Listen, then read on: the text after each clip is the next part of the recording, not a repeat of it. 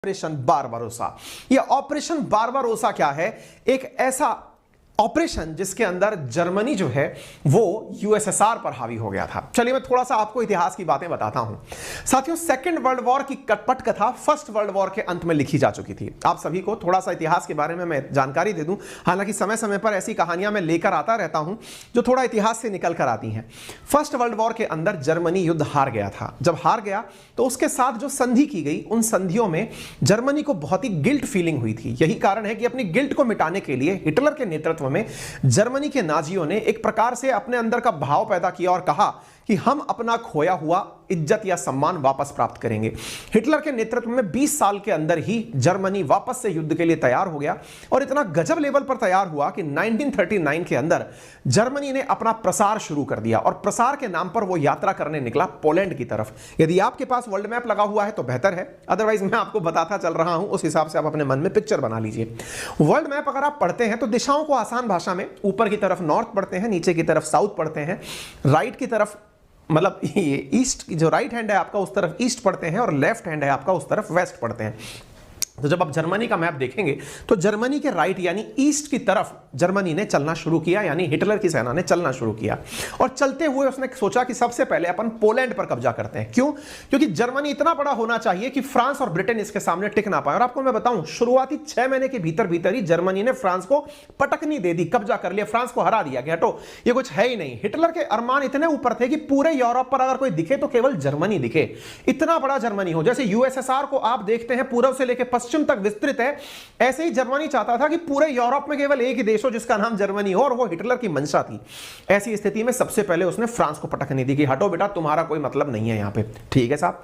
ऐसी स्थिति में वो पूर्व की तरफ चलने लगा और जाकर के पोलैंड पर कब्जा किया। पोलैंड पर कब्जा करने से पहले हिटलर समझदार प्राणी कितना था इसका आप अंदाजा लगा लीजिए। उसने रशिया के साथ, यानी उस समय का जो सोवियत रूस था, उसके साथ टाई अप कर लिया, हाथ मिला लिया। हाथ मिलाकर उससे कहा कि सुनो भैया, बात ऐसी है, उस समय स्टालिन हुआ करते थे, बोले अपन लोग मिलकर के दोस्ती कर लेते हैं, कभी एक दूसरे के ऊपर हमला नहीं करेंगे। एक न्यूज है, मैं आपको वो दिखाना चाहूंगा, न्यूयॉर्क टाइम्स उस समय भी चला करता था, आप यहां देख सकते हैं, Germany and Russia sign 10-year non aggression pact, यानी कि एक दूसरे पर हमला ना करने का इन्होंने वादा लिया। कब की बात है? 1939 की। इन्होंने स्टालिन की फोर्स के साथ हिटलर ने एक समझौता कर लिया। देखिए, जब भी आप वर्ल्ड वॉर के बारे में जानकारी प्राप्त करते हैं ना, तो आपको यह समझ में आता है कि जर्मनी, इटली और जापान एक तरफ थे, यूएसएसआर, अमेरिका, ब्रिटेन, फ्रांस एक तरफ थे।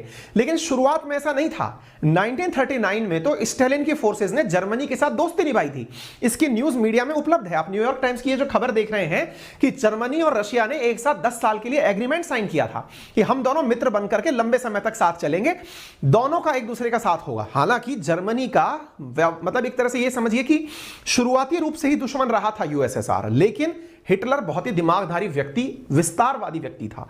और दिमाग वो किस तरह से लगा रहा था कि विस्तार में ऐसा करूंगा कि जर्मनी को कोई सोवियत रूस को कोई दिक्कत ना हो जब मैं पोलैंड पर अटैक करूं।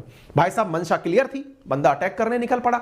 जब अटैक करने निकला तो एक तरफ स्टालिन और एक तरफ हिटलर, दोनों ने एक दूसरे के साथ हाथ मिलाया और आगे मिलकर के निकल लिए। इसी बीच में 1940 के अंदर लगभग ये कब्जा कर चुके थे फ्रांस के ऊपर, और इस तरफ ये चलते हुए जर्मनीकरण की प्रक्रिया में, देखिए अपन पढ़ते आते हैं पाश्चराइजेशन, है ना, जो भी तरह की प्रक्रियाएं आप पढ़ते हैं, करण जो शब्द लगते हैं, निजीकरण, वैश्वीकरण, है ना, इस तरह से जर्मनीकरण, यानी सब तरफ जर्मनी जर्मनी हो, इस प्रक्रिया के अंदर ये व्यक्ति निकलना शुरू होता है और निकल करके पोलैंड पर कब्जा कर लेता है। साहब, पोलैंड पर कब्जा कर लेता है। नियति इसकी इतनी थी कि एक बार पोलैंड पर कब्जा हो जाए तो मैं बिल्कुल पहुंच जाऊंगा नजदीक, किसके? उस समय के यूएसएसआर के। अच्छा, उस समय का यूएसएसआर, ये सारे देश उसी का हिस्सा हुआ करते थे। कौन से? ये यूक्रेन भी उसी का हुआ करता था, तो एस्टोनिया, लातविया, लिथुआनिया, ये सब यूएसएसआर का हिस्सा हुआ करते थे। ये तो 1991 में टूट करके 15 देश बने। रशिया उनमें से एक सबसे बड़ा देश बना है, और छोटे मोटे जो बहुत सारे देश हैं जिनमें से बेलारूस शामिल है, ये सब बाद के बने हुए देश हैं, है ना। उस समय एस्टोनिया, लातविया, लिथुआनिया, यूक्रेन, ये सब यूएसएसआर का हिस्सा होते थे। तो बिल्कुल पोलैंड के बॉर्डर से ही यूएसएसआर शुरू हो जाता था। तो इन भाई साहब ने दिमाग क्या लगाया कि अब चल करके मैं यूएसएसआर पर अटैक करूंगा। आपका दिमाग चल रहा होगा इस समय पर बहुत तेजी से, यार ये बता क्यों रहे हो? आपने तो शुरुआत में कहा था कि पुतिन खैरसोन रीजन से वापस हो रहे हैं, अब आप बता रहे हैं कि हिटलर जो है वो यूएसएसआर पर अटैक करने जा रहे हैं। हमने एक बात आपसे बोली है, हिस्ट्री अपने आप को दोहराती है, क्योंकि जिन्होंने इतिहास से सबक नहीं लिया वो इतिहास खुद प्रत्यक्ष में खड़ा होकर कहता है देखा, मैंने तुझसे कहा था, तेरी जल्दबाजी तुझे बहुत बड़ा भुगतान देगी। एग्जैक्टली हिस्ट्री में ऐसा एक बार हो चुका है। जो देश आक्रमणकारी रहा उसकी नीतियां आप अंदाजा लगाइए कि पोलैंड को कब्जा कर चुका है, फ्रांस को कब्जा कर चुका है और अब यूएसएसआर की तरफ जा रहा है। आपको याद है उसी समय पर यही सारे कारनामे जापान कर रहा था, जो पर्ल हार्बर पर अटैक कर चुका था। मैंने वो कहानी भी आपको सुनाई है, जापान की कहानी भी सुनाई है कि किस प्रकार से अमेरिका विश्व युद्ध में कूदा था। मैं आजकल के सेशन की चर्चा कर रहा हूं, सुनाइए मैंने, अगर आपको याद आ रहा हो तो हम सब करके बता सकते हैं। तो अब क्या था, ये सारी चीजें चल रही थी, हिटलर की मंशा अब और बढ़ती गई। इसने कहा अब तो अपने पास पोलैंड हो चुका, चलो यूएसएसआर में एंट्री करते हैं। और भाई साहब यूएसएसआर के अंदर एंट्री करने की इसने वो बना ली और यहां पर ऑपरेशन बारबरोसा लॉन्च होता है, क्योंकि इसमें 18 दिसंबर 1940 को पोलैंड में बैठा हुआ हिटलर आदेश देता है कि जाइए सोवियत संघ पर हमला करिए। आपका दिमाग एकदम लौटेगा, अरे सर इन्होंने तो एग्रीमेंट किया था कि 10 साल तक हमला नहीं करेंगे। एग्रीमेंटों का क्या है जी, दुनिया में बहुत सारे कहते हैं ना कि कानून बना ही टूटने के लिए होता है। जो लोग कानून तोड़ते हैं वो ये अक्सर डायलॉग बोलते हैं जी साहब बना ही इसलिए था ताकि तोड़ सकें। एग्जैक्टली यहां पर वो पैक्ट ऐसा था जिसको तोड़ा जा सके।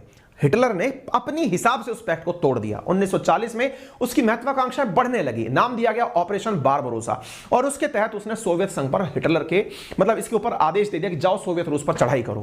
कहते हैं इतिहास में हिटलर की यह सबसे बड़ी भूल थी, लेकिन भूल थी या समझदारी थी ये तो इतिहास एंड में बताता है। अगर जीत जाते तो तारीफ में चीजें बजती, अगर हार गए तो भूल कहलाया। इतिहास के अंदर यह सबसे बड़ी कमजोरी है, यह परिणाम देखकर बात करता है, जिसे अपन कहते हैं कि मुंह देखकर तिलक करता है। अब क्या था जनाब, हिटलर की योजना जो थी वो रूस के ऊपर अटैक करने की थी और जनाब इन्होंने इस ऑपरेशन को लॉन्च कर दिया। 22 जून 1941 पर रूस के कब्जे पर हिटलर का ऑपरेशन लॉन्च हुआ। ऑपरेशन का नाम बारबरोसा रखा गया और इसने बकायदा अपनी फोर्सेस को 3 भागों में बांट दिया। बोले इतना बड़ा यूएसएसआर है, अपन कैसे कैसे अटैक करेंगे, तो इसने 3 तरीके किए। इसने कहा एक टीम, देखो ये रहा जर्मनी, जर्मनी के बाद ये था पोलैंड, बोले एक टीम तो जाएगी लेनिनग्राड की तरफ। लेनिनग्राड आज भी जिसको आप लोग पढ़ते हैं ना, ये वाला जो हिस्सा है आज भी रशिया के पास है ये। बोले एक टीम तो जाएगी लेनिनग्राड की तरफ, एक टीम जाएगी मॉस्को की तरफ और एक टीम जाएगी इस तरफ, ये जो क्रीमिया वाला हिस्सा था और खारसान वाला हिस्सा था ना, इस तरफ। यानी फोर्स को यहां से 3 हिस्सों में भेजा गया। आज के वर्तमान मैप को उस समय के मैप से कंपेयर करेंगे तो दिमाग में आ जाएगा। ये पूरा जो लाल आपको दिखाई दे रहा है ये यूएसएसआर होता था और ये जो पूरा ग्रीन दिखाई दे रहा है ये सोचो जर्मनी होता था। ये सब रोमानिया, स्लोवाकिया, हंगरी सब जर्मनी हो चुका था।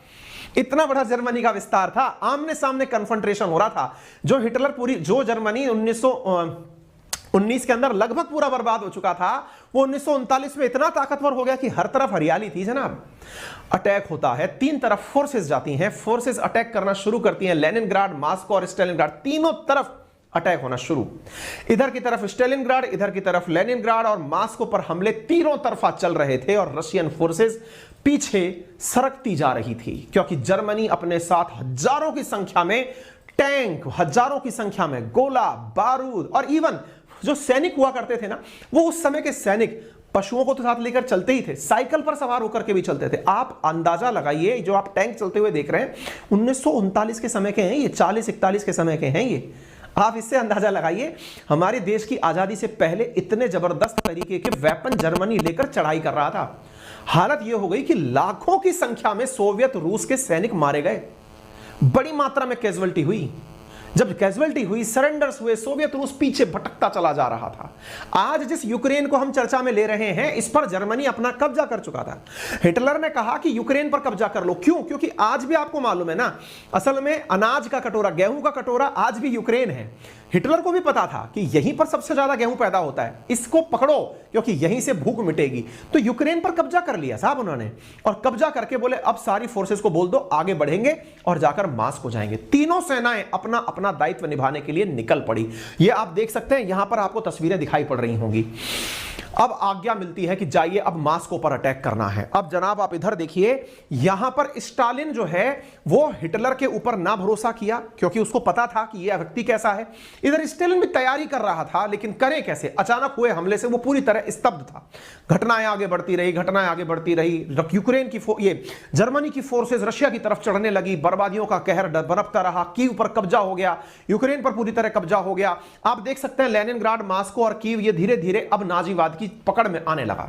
कोई नहीं साहब, आप इससे अंदाजा लगा सकते हैं कि कितना भीषण काम रहा होगा। आगे बात समझ में? अब समय का पलटी आती है। समय की पलटी कैसे आती है?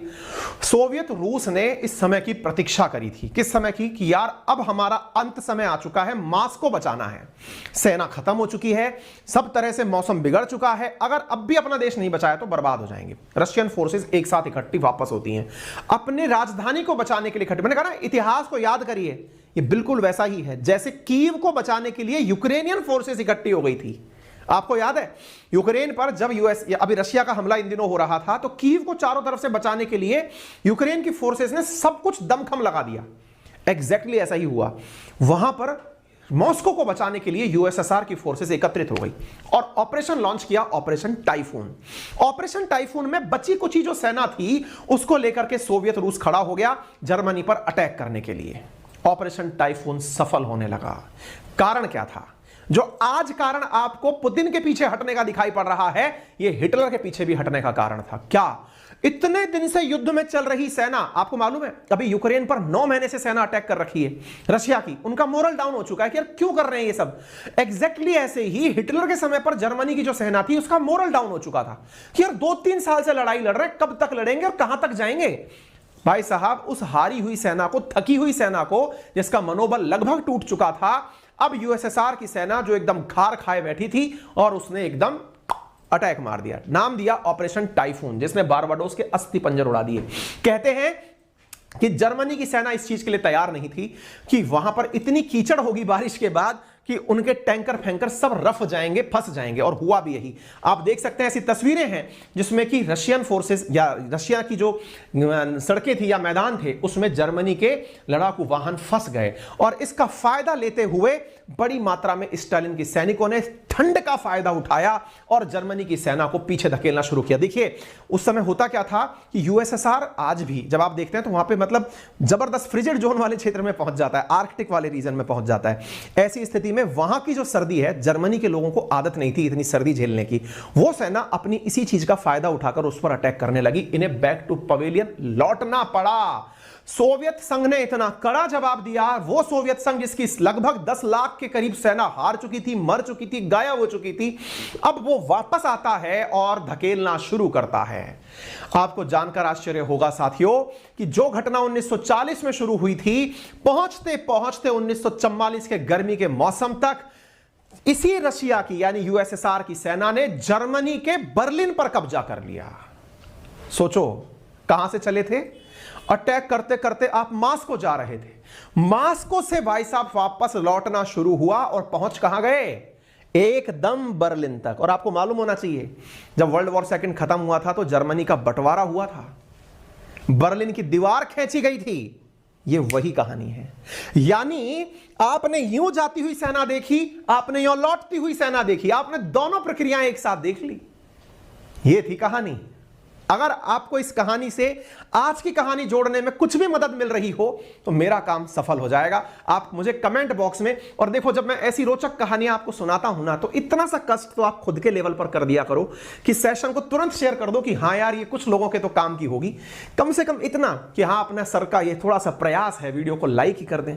चैनल पर नए हैं और अभी तक सब्सक्राइब नहीं किया है तो कर